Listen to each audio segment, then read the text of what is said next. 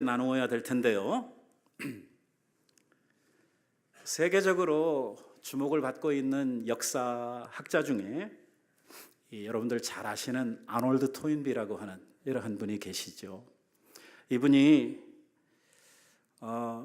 이스라엘 민족의 역사에 대해서 이런 평가를 했습니다. 이스라엘 민족이 가지고 있는 역사는 세계사에 있어서 경이요 기적이다 하는 이러한 말을 했습니다.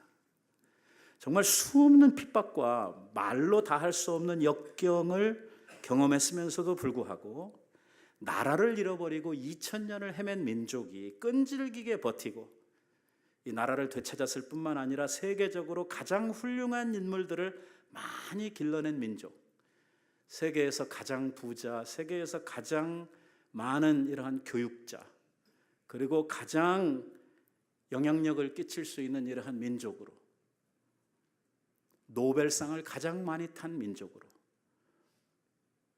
이 이스라엘이 오늘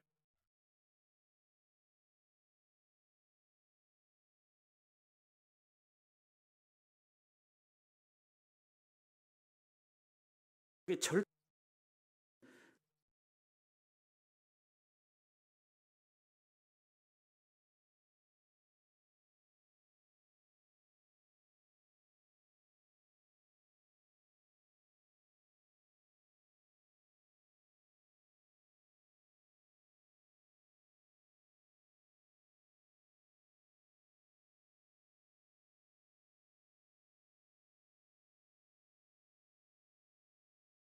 뭐냐?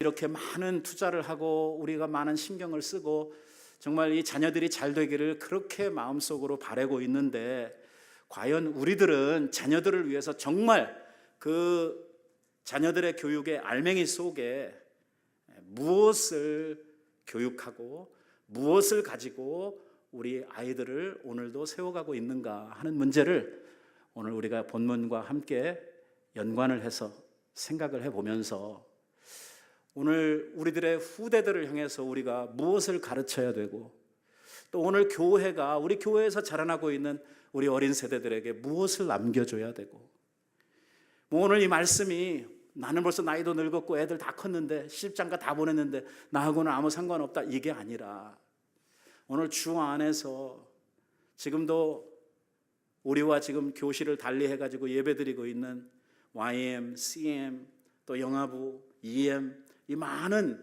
우리의 후대들에게 과연 우리 교회가, 우리 기성세대들이 무엇을 가지고 그들을 교육하고 무엇을 그들에게 남겨야 될지, 오늘 이러한 문제를 함께 한번 고민해보고 함께 말씀을 통해서 그 방법을 찾아보려고 하는 것입니다. 우리는 지난 주일에 이스라엘 백성들이 요단강을 지나가는 이 요단 도하 사건을 함께 생각을 했습니다. 이스라엘 백성들이 그 요단강을 지나갈 때 때가 보리 추수를 할 때가 되었었다고 이야기를 하고 있었고, 그리고 보리 추수를 하는 이러한 때가 되면은 요단강이 항상 우기가 돼가지고 이게 언덕에 물이 찰랑찰랑 넘칠 정도로 많은 물을 가지고 있었다고 이야기를 했어요. 이 강물이라고 하는 것은 바다와 달라서 비가 갑자기 오게 되고 비가 오지 않는 지역에서 이게 비가 많이 와가지고 물이 차게 되면 이 물은 급류가 되어서 흐르기 때문에 이러한 강을 건넌다고 하는 것은 정말 위험천만한 이러한 일일 뿐만 아니라 이 흐르는 물 속에 들어간다고 하는 것은 거의 죽음을 생각해야 되는 이러한 위험한 일이라고 하는 것을 누구나 짐작을 할 수 있는 일입니다. 그런데 하나님께서는 이 이스라엘 백성들에게 이 강을 멈춰 두시고 마른 땅을 내신 다음에 걸어가라고 그러는 것이 아니라 내가 이 물을 멈출 테니 너희는 먼저 믿음으로 너희의 발을 이 강을 향해서 내디디라고 들어가라고 이렇게 이야기를 하셔서 이스라엘 백성들이 하나님의 명령을 따라서 흐르는 물을 향해서 믿음으로 그 발을 내리고 그리고 그 강에 어느 지점에 도달을 했을 때에 하나님께서 요단 강을 세워 물벽을 만드시고 그리고 멈춰진 물 사이로 이 이스라엘 백성들이 요단강을 도하는 이러한 일을 했던 것을 지난주일에 우리들이 함께 살펴보았습니다. 사실 여러분, 우리들은 성경을 통해서 하나 이야기로 이 이야기를 듣고 있기 때문에 우리는 이 이야기가 그렇게 실감나지 않습니다. 저는요, 성경을 읽으면서 정말 그때 그 역사적으로 이 사건을 경험하던 이러한 사람들의 마음이 어땠을까 하는 생각을 종종 묵상을 해봅니다. 전에 제가 이 콜로라도 스프링스에 여행을 했던 적이 있어요. 총회가 덴버에서 있어가지고 콜로라도 스프링스에 여행을 할 기회가 있어서 갔는데, 콜로라도에 가면은 로얄 고지라고 하는 이러한 그 협곡이 있습니다. 혹시 가보신 분이 계신지 모르겠어요. 그 협곡이 세계에서 제일 높은 다리가 있는 곳입니다. 이 지면으로부터 제일 높은 다리. 그 밑에 보면은요, 새까맣게 콜로라도 강이 흘러가고 있고요. 이 산과 저 산 사이를 현수교로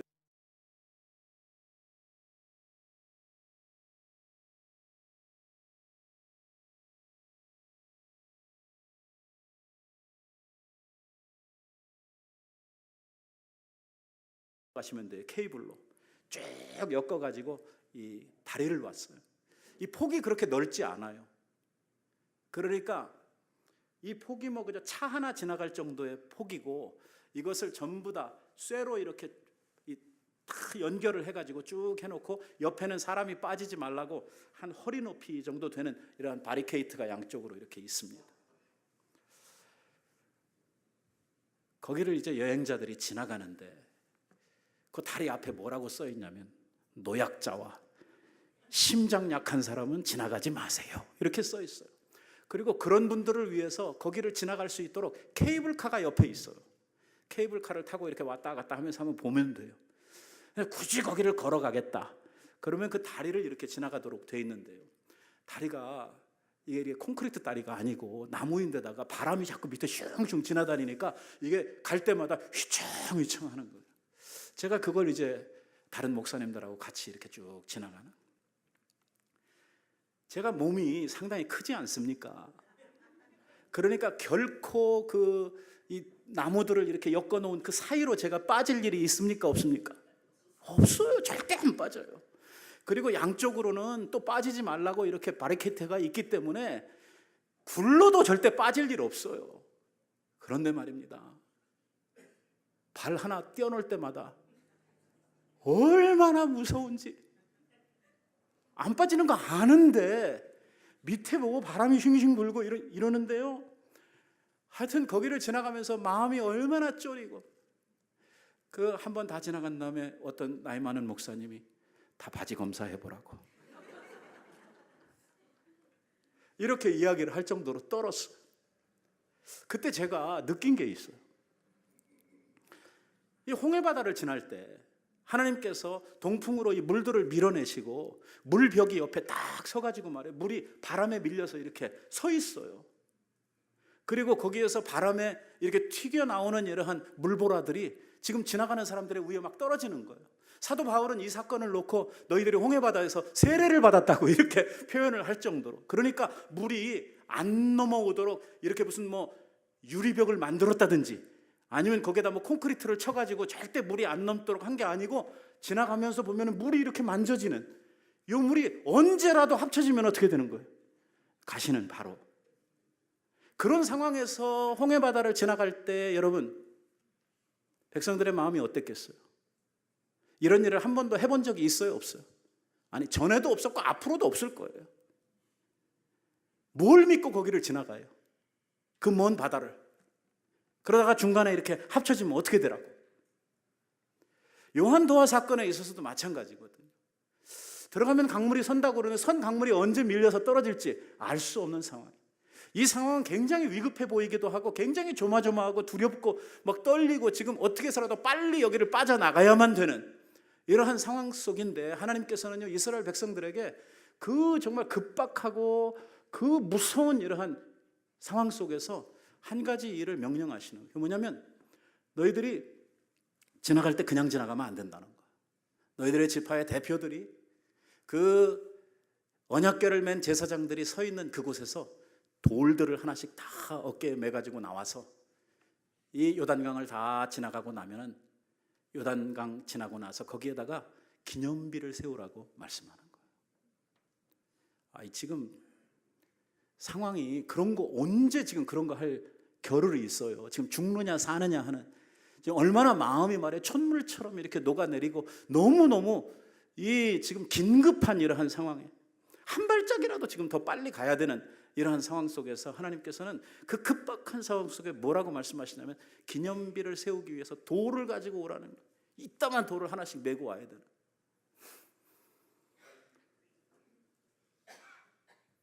참 힘든 것만 시켜요. 좀 편하게 수월하게 지나가시지를 않아요. 왜 하나님께서는 이러한 일을 명령하시는가? 단순히 그들이 하나님께서 큰 은혜를 베푸시고 기적을 베풀어 주셔서 그들이 요단강을 이렇게 기적으로 건넜다, 하나의 역사적인 사건이 있었던 곳이다 하는 이것을 기념하려고 하는 그 목적만 가지고 이 일을 하고 있지 않아요. 오늘 우리들이 시간 관계상 4장에 있는 말씀을 다 읽지 못했습니다만은 뒤에 가면은 이러한 설명이 나와요. 21절 이하에 이렇게 말씀을 하시는 거예요. 이스라엘 자손들에게 말하여 이르되 후일에 너희 자손들이 너희 아버지에게 묻기를 이 돌들은 무슨 뜻이니까 하거든 너희는 너희들의 자손들에게 알게 하여 이르기를 이스라엘이 마른 땅을 밟고 이 요단을 건너갔다고 하는 것을 가르치라는 거예요. 이 기념비는 누구를 위한 거예요? 후대들을 위한 거예요. 후대들이 이 기념비를 통해서 뭔가 알기를 원하는 거예요. 뭘 알리려고 하시냐? 하나님이 그 백성들을 위해서 행하신 일과, 그리고 요단이라고 하는 이러한 막막한 인생에 큰 장벽이 가로막혔을 때에 그 문제를 어떻게 해결했는지, 오늘 우리가 인생을 살아가면서 만나는 수많은 이러한 장벽들, 어려움들, 우리들이 보는 이러한 수많은 이 두려운 것들을 우리들이 어떻게 돌파해 갈 수 있는지, 오늘 그것을 자녀들에게 가르치기 위해서 우리 하나님께서는 이스라엘 백성들에게 그 지금 혼자 도망가기에도 바쁜 이 상황 속에서 돌들을 끄집어서 어깨에 메고 나아가서 이것을 위해, 이걸 가지고 이제 기념비를 만들라고 이렇게 이야기를 하신 것이죠. 하나님께서는요 이스라엘 백성들의 역사 가운데 정말 많은 경우에 이 자녀들의 교육을 위한 이러한 지침들을 항상 주고 계시는 걸 볼 수 있어요. 여러분, 유월절 사건이 있지 않습니까? 유월절은 왜 생겨났는지는 여러분들이 다 아시죠. 이스라엘 백성들이 애굽에 종되었던 이러한 상태에서 하나님께서 그 백성들을 구원해 주심으로 말미암아 출애굽을 했던 사건을 기념하기 위해서 지금 제정된 이러한 절기가 유월절입니다. 그 유월절에서 하나님께서 이스라엘 백성들에게 알리려고 하시는 것은 뭐냐면 애굽에 종되었던 너희들을 누가 이끌어내셔서 자유케 하시고 이스라엘이라고 하는 오늘의 나라를 허락해 주셨느냐 하는 것을 알게 하시기를 원하는 거거든요. 근데 이것이 단순히 그 시대를 살았던 사람들 아니면 그 후대에 조금 살았던 사람들에 대한 이러한 교훈이 아니라는 거예요. 놀라운 것은 이 유월절에 대한 이 절기, 이 계명을 지금 우리가 살고 있는 이 21세기 2018년에도 유대인들은 그 유월절을 지금도 똑같이 지키고 있다는 거예요.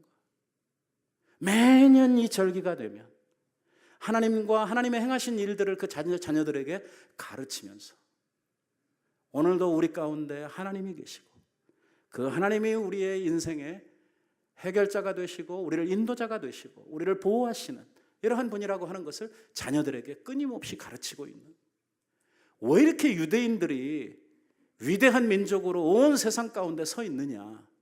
신앙과 교육이라고 이야기를 해요. 오늘 그들의 삶 가운데는 삶을 통해서 가르치는 이러한 위대한 교훈들과 교육이 엄청나게 많단 말이에요. 유월절만 있는 거 아니에요. 초막절도 역시 마찬가지. 초막절이 뭐 하는 겁니까? 살다가 중간에 초막절이 되면 전부 다 광야로 나가는 거예요. 광야에 나가가지고 텐트 생활을 하면서 일주일 동안 지내는 거죠. 불편하지요. 힘들지요. 여러분 우리 캠핑 가서 살아봐서 알지만 가면 얼마나 정말 힘듭니까? 일주일 동안 나가 사는 거예요. 하나님께서 이러한 절기를 정하셨어요. 뭘 기억하라는 거예요? 광야 40년을 내가 너희들을 인도하고 너희들을 살려준 것을 기억하라는 거예요. 그리고 언젠가 광야와 같은 이 세상이 끝나고 나면은 너희들이 오늘 판벽한 집에 거하면서 그 은혜의 삶을 사는 것처럼 우리에게는 영원한 본향이 있어. 오늘 하나님과 누릴 영원한 기쁨의 세계가 있다고 하는 걸 가르치는 거예요. 이런 것들을 앉아가지고 책상에 앉아서 이거다 저거다 이렇게 교육을 하는 것이 아니고 그들의 삶을 통해서 절기를 통해서 이 자기 자녀들에게 삶의 어떤 체험을 통해서 가르치는 거예요. 하나님께서는 그렇게 하라고 이스라엘 백성들에게 명하고 있는 것이죠. 이스라엘 백성들의 율법 교육에 대한 이야기를 한번 성경에서 찾아보세요. 뭐라고 이야기를 합니까? 너희들이 집에 있을 때든지 길을 행할 때든지 앉았을 때든지 서 있을 때든지 언제든지 너희의 자녀들을 하게 이 말씀을 가르치라는 거예요.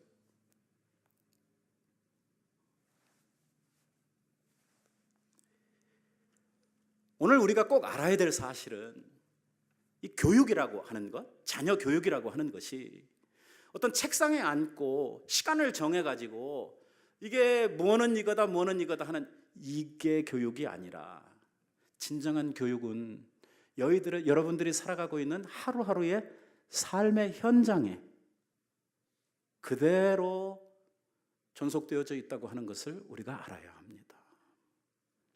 부전자전이라고 하는 말을 하지요. 자식들은 누구를 보고 배웁니까? 부모를 보고 배우는 것이죠. 부모 하는 대로 하는 거예요. 부모님이 신앙의 부모님이면 자식들도 그 신앙을 배워 좋은 신앙인이 되는 것이고 부모님들이 신앙이 없으면 자녀들도 신앙이 없도록 되어져 있는 거예요. 부모가 기도하는 부모면 자식들도 기도하도록 되어 있어요. 부모가 말씀 열심히 보는 성도들이라고 하면 자녀들도 따라하도록 되어 있다. 우리가 그런 예를 우리의 어린 아이들에게서 직접 찾잖아요. 2살, 3살밖에 안 된 아이들이 믿음의 가정에서 잘 자라나고 열심히 경건생활하는 자녀들의 자식들을 보면 조그만 것들이 벌써 뭘 알겠냐 싶은 애들이 벌써 손 모으고 기도하는 흉내를 낸단 말이에요.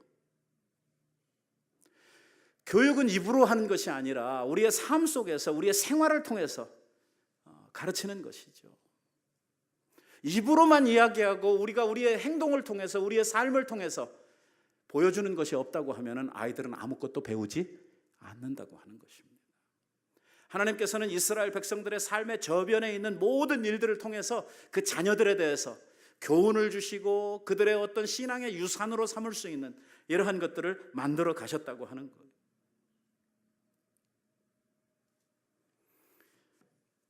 아이들을 공부하는 아이들로 만들려고 하면 부모가 공부하는 부모가 돼야 된다는 것이죠. 나는 공부 다 끝났는데 그러니까 나는 드라마 보고 너는 공부하고 이게 안 되는 거예요. 이게 부모가 이 드라마 보고 있으면 애들은 몰래 가가지고 뭐 하냐면 컴퓨터 게임을 하고 있는 거예요.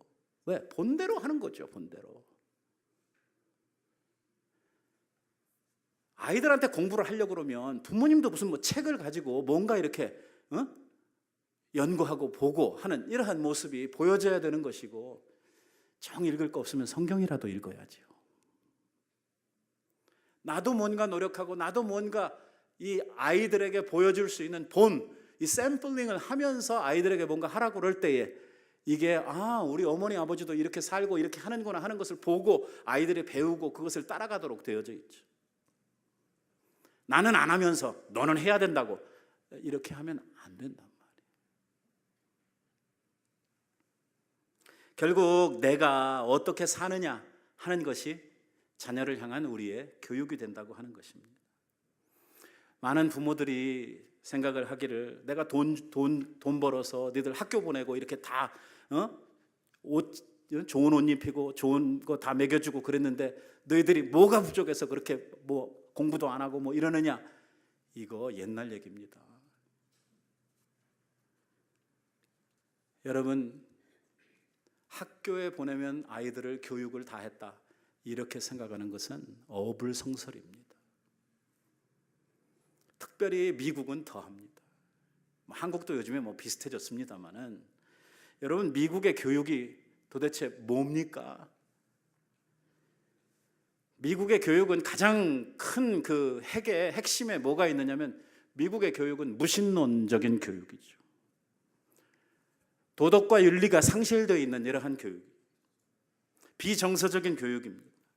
미국의 학교가 얼마나 타락을 했습니까? 선생님들이 탈선한 학생들이나 잘못 가고 있는 학생들에 대해서 어떠한 체벌이나 뭘 할 수 없습니다. 가르치는 교사로 있는 것이 아니라 아이들의 헬퍼로 교사들이 존재를 하고 있죠. 도덕 윤리 시간 없죠. 하던 기도도 못하게 하죠. 교회 안에, 이 학교 안에 있었던 모든 기독교적 상징물이나 십계명 같은 거 싹 다 해치워 버렸죠. 이 아이들의 학교에는 마약과 총과 섹스가 난무하죠. 초등학교 4학년만 되면은 우리는 조그마한 우리 애기, 아주 어린애라고 생각하는 걔한테 학교에서는 콘돔 사용법을 가르치죠.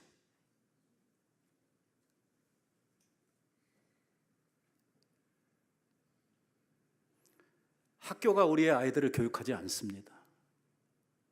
인수분해를 배우고 미적분을 푸는 이러한 지식의 전수는 있을지 모르지만, 참된 인성교육은 학교에서 해주지 않습니다.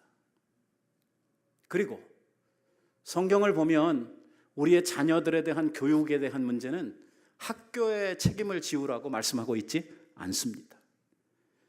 여러분들의 자녀들을 향한 교육은 누구 책임이냐? 부모된 우리들의 책임입니다. 오늘 하나님께서는 요단도와 사건을 통해서 그 아주 급박한 상황 속에서도 뭘 지금 생각하고 계시냐면, 후대들을 어떻게 교육할 것인가에 대한 이러한 것을 지금 하나님께서 생각하시고 이스라엘 백성들에게 그 상징물들을 가지고 나가라고 이야기를 하고 있는 것입니다. 여러분, 우리는 지금 우리들의 후손들을 위해서 무엇을 예비하고 무엇을 준비하고 있습니까? 우리가 우리의 후대들에게 남겨줄 것은 무엇입니까?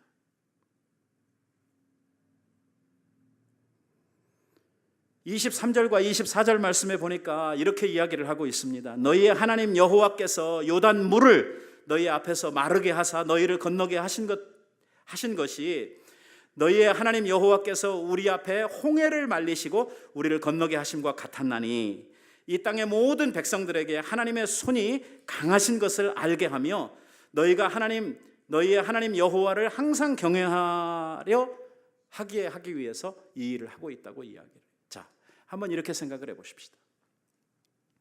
오늘 우리들이 자녀들을 위해서 정말 내 눈이라도 빼줄 수 있을 정도로, 우리의 자녀들이라고 하면 내가 못해줄 것이 없을 만큼 자녀들을 위해서 모든 것을 다 투자하고 모든 것을 다 희생할 수 있는 우리들인데, 문제는 아무리 우리들이 능력이 많은 부모라고 하더라도 해줄 수 있는 자녀들을 향한 우리들의 한계가 있다고 하는 것을 우리는 반드시 인정을 해야 됩니다.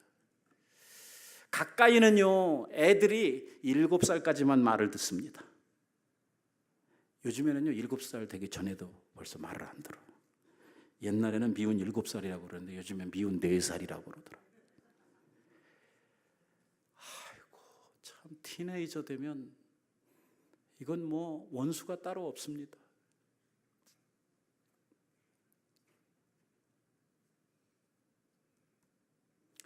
도대체 이 아이들에게 우리가 끼칠 수 있는 영향력은 무엇인가?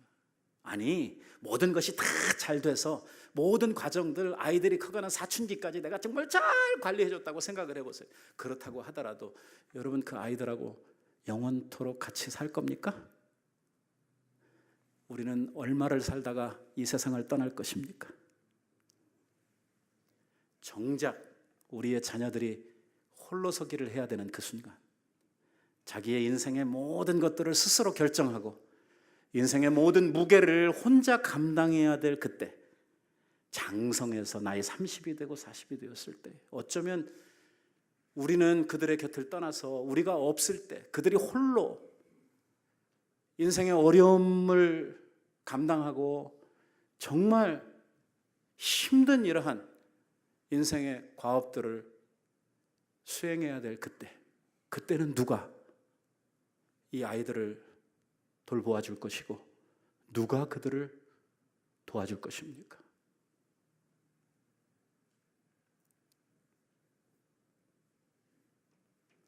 내가 영원히 아이들하고 있을 수만 있다고 하면 그래, 내 머리털이라도 다 뽑아서 자식들을 위해서 뭔가 다 해줄 수 있다고 생각을 하지만 오늘 우리들이 자녀들과 함께 머물러 있는 시간이 한정이 있단 말이에요. 어쩌면 그들이 혼자 살아가야 되는 앞으로의 세상은 우리들이 살고 있는 지금 이 세상보다 훨씬 더 악하고 훨씬 더 두려운 이러한 세상이 될 것인데, 그날에 우리의 아이들이 인생의 정말 어려운 일들을 만났을 때, 사느냐 죽느냐 하는 이러한 이 고통스러운 순간을 만났을 때에 그들이 포기하지 않고 그들의 인생을 정말 돌파해가고 그들의 장벽들을 이기고 나아갈 수 있는 이러한 힘, 이러한 능력은 어디로부터 올 것이냐 하는 문제죠. 우리는 이 자녀들에게 무엇을 남기고 갈 것인가 하는 것입니다. 오늘 하나님께서는 이스라엘 백성들에게 그 이야기를 하는 거예요. 오늘 이 이야기를, 이 기념비를 세우고 이 모든 일들을 하는 것은 이 두 가지예요. 하나는 여호와의 손이 강하시다 하는 것을 알리려고 하는 거예요. 여호와는 강한 손을 가지고 계시다. 다른 말로 바꿔 말하면 하나님은 능력의 하나님이시다. 이것을 알게 하려고 하는 거예요.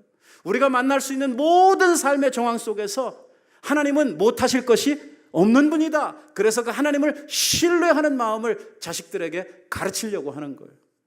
또 하나는 뭐냐면 이러한 하나님을 알므로 말미암아 항상 하나님을 경외하고 하나님을 섬기는 믿음의 사람들로 키우겠다 하는 이러한 의도를 하나님께서 가지시고 오늘 이 사건을 지금 진행하고 계시다고 하는 것입니다.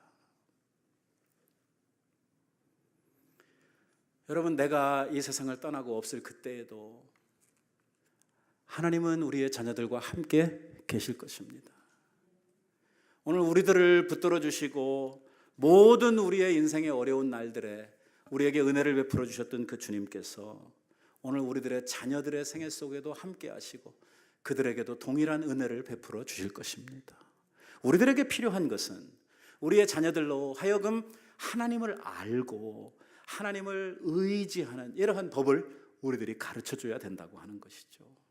지금 아이들에게 고기를 잡아 그 입에 먹여주는 이러한 부모가 되지 말고 어떻게 고기를 잡을 수 있는지 고기 잡는 법을 가르치는 이러한 부모가 되었으면 좋겠다고 하는 것입니다. 탈무스에 보면은요, 이러한 경구가 있습니다. 어리석은 자는 자식에게 재산을 남기고 지혜로운 자는 신앙을 남긴다고 하는 이러한 탈무스의 격언이 있죠. 여러분, 돈, 재산이라고 하는 것이 한 세대를 못 넘어가는 거 여러분들의 눈으로 수없이 보셨죠. 권세가 10년을 가지 못한다 해서 권불 10년이라고 하는 말이 있지 않습니까? 영원한 것은 아무것도 없습니다.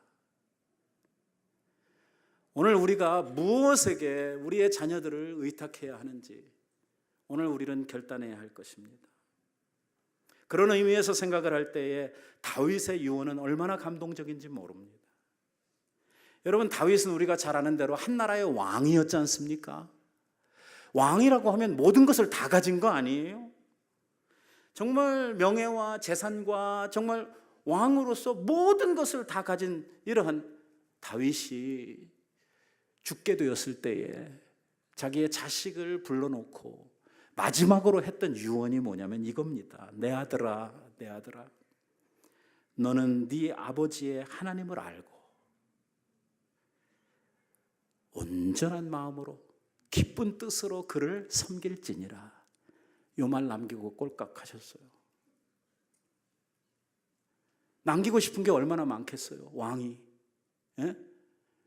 부탁할 거 얼마나 많겠어요. 명동에 땅이 얼마 있고 압구정에 가면은 뭐가 있고 건물이 있고 할 말이 얼마나 많겠어요. 왕인데 아니에요. 이 죽음의 순간에 한마디를 남기고 가는 거예요. 네 아버지가 섬기던 하나님을 네가 바로 알고 그 하나님을 기쁜 뜻으로 섬겨라. 그거면 끝난 거예요. 왜? 그러면 하나님께서 그를 돌보아 주시고 하나님께서 그를 붙들어 주실 것을 다윗은 분명히 믿고 있는 것이죠. 사랑하는 성도 여러분, 무엇을 남기시렵니까? 오늘 우리가 이런 교회를 우리 1세대들이 우리의 신앙으로 일구고 오늘 이 교회를 이렇게 건축하고 이러한 많은 일들을 우리가 했는데 오늘 우리의 자녀들이 이것을 유지하고 이것을 더 발전시켜 갈 수 있는 신앙이 없다고 하면 우리들이 간 후에 이 건물은 뭘 하고 있을 것입니까?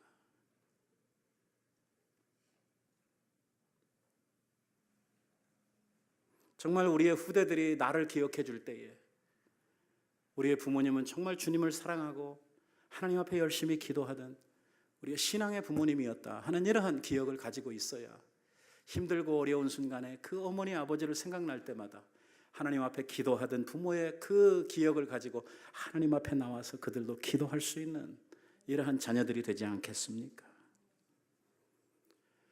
우리가 남길 유산은 하나밖에 없습니다. 그것은 다름 아닌 신앙의 유산입니다. 믿음의 유산만이 영원하고 우리가 남기고 가는 하나님만이 그들을 진정으로 도우실 수 있는 유일한 분임을 우리가 믿어야 할 것입니다.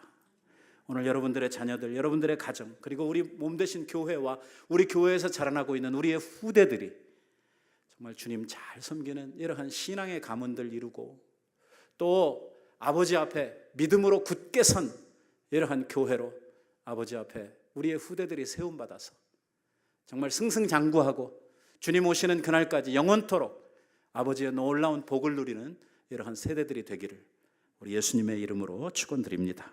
기도하십시다. 자비하신 아버지 은혜를 감사합니다.